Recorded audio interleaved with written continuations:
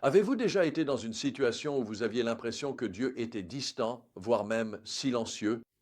Peut-être vous êtes-vous demandé s'il était toujours aux commandes, surtout lorsque la vie semble chaotique. Eh bien, l'histoire d'aujourd'hui est pour vous.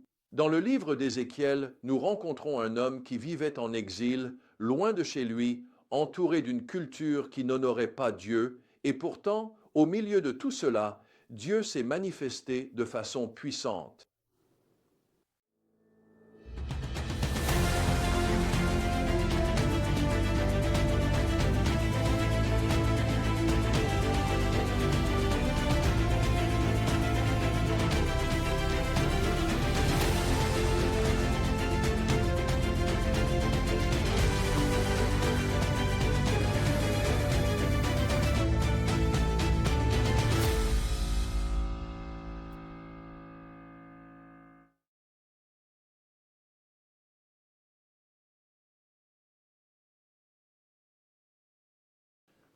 La vérité principale que nous allons explorer aujourd'hui est la suivante.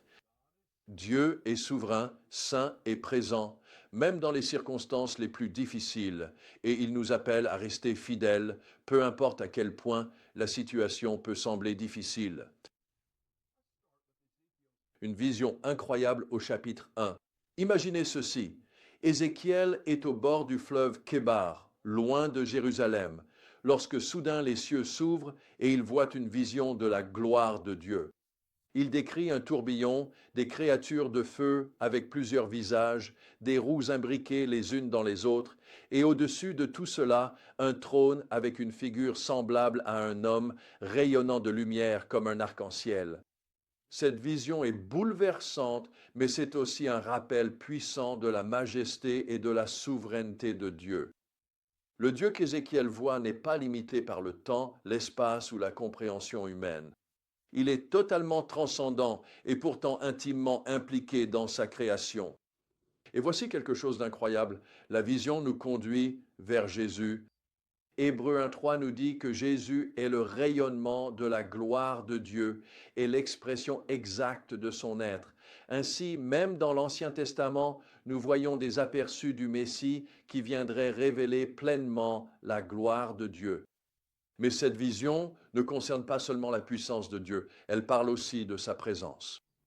Même en exil, Dieu était avec Ézéchiel et c'est une vérité à laquelle nous pouvons nous accrocher aujourd'hui.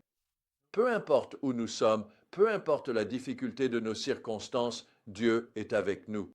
Sa gloire ne se manifeste peut-être pas dans un tourbillon, mais sa présence est tout aussi réelle. Maintenant, au chapitre 2, Dieu appelle Ézéchiel à devenir prophète, mais il y a un hic. Il envoie Ézéchiel vers un peuple rebelle qui, probablement, ne l'écoutera pas. Dieu dit, qu'ils écoutent ou qu'ils n'écoutent pas, ils sauront qu'un prophète a été parmi eux. C'est une mission difficile, mais Dieu n'appelle pas Ézéchiel à réussir. Il l'appelle à être fidèle. Et c'est aussi une leçon pour nous. Nous ne sommes pas responsables de la façon dont les gens réagissent au message de Dieu.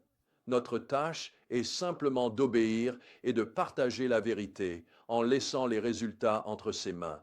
Au chapitre 3, Dieu donne à Ézéchiel un rouleau à manger. C'est une image étrange mais puissante. Le rouleau représente la parole de Dieu et Ézéchiel doit l'intérioriser avant de parler aux autres. Et voici la partie intéressante. Le rouleau a un goût sucré. Même s'il contient des messages de jugement, il reste bon parce que c'est la parole de Dieu. Cela nous rappelle que nous ne pouvons pas partager efficacement la vérité de Dieu avec les autres si nous ne l'avons pas d'abord laissé nous transformer. Nous devons assimiler les Écritures, les laisser façonner nos cœurs et nos esprits, puis parler à partir de cette conviction profonde. Ézéchiel est aussi nommé sentinelle pour Israël. Au chapitre 3, versets 16 à 21, Dieu précise clairement que le rôle d'Ézéchiel est d'avertir le peuple des conséquences de son péché. S'il ne les avertit pas, il sera tenu pour responsable. C'est aussi pour nous un rappel sérieux. En tant que croyants, nous avons la responsabilité de dire la vérité, même lorsque cela est gênant. Nous ne pouvons pas rester silencieux lorsque nous voyons d'autres personnes s'engager sur une voie destructrice. Notre amour pour eux devrait nous pousser à les avertir, même s'ils ne veulent pas l'entendre. Maintenant, au chapitre 6 et 7, nous voyons la réalité du jugement de Dieu. Israël s'était tourné vers l'idolâtrie et Dieu n'allait pas laisser cela continuer. Il déclare que leurs autels seront détruits, leurs idoles brisées et leur peuple dispersé. C'est un message dur mais nécessaire. Dieu est saint et il ne peut pas tolérer le péché indéfiniment, mais voici ce qu'il faut comprendre. Même dans le jugement, le but ultime de Dieu est la restauration. Encore et encore, il dit, alors ils sauront que je suis le Seigneur. Le désir de Dieu n'est pas de punir pour le simple plaisir de punir, c'est pour ramener son peuple à lui. Il y a aussi ici un avertissement sur la futilité de faire confiance à autre chose qu'à Dieu. Au chapitre 7, versets 10, 9 et 20, Dieu dit que l'argent et l'or du peuple, qu'ils ont utilisés pour fabriquer des idoles, seront sans valeur au jour de sa colère. C'est aussi un rappel puissant pour nous. Nous vivons dans un monde qui nous dit de faire confiance à l'argent, au succès et même à nos propres capacités, mais aucune de ces choses ne peut nous sauver. La véritable sécurité ne se trouve qu'en Dieu. Alors, comment pouvons-nous appliquer ces vérités aujourd'hui? D'abord, nous devons nous rappeler que Dieu est souverain, même lorsque la vie semble hors de contrôle. Tout comme Ézéchiel, nous pouvons avoir confiance que Dieu est avec nous, peu importe où nous sommes. Deuxièmement, nous sommes appelés à être fidèles dans le partage de la vérité de Dieu, même lorsque c'est difficile. Nous ne verrons peut-être pas les résultats que nous espérons, mais notre rôle est d'obéir et de laisser le reste à Dieu.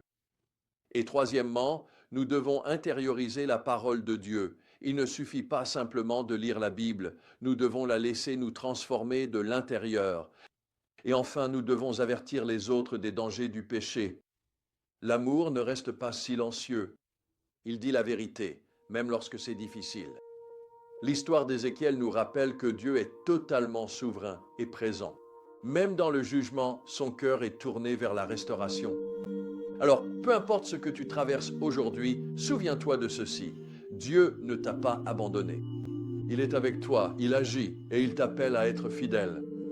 Fais-lui confiance, obéis-lui et laisse sa parole transformer ta vie, car c'est là que se trouve la véritable espérance et la sécurité.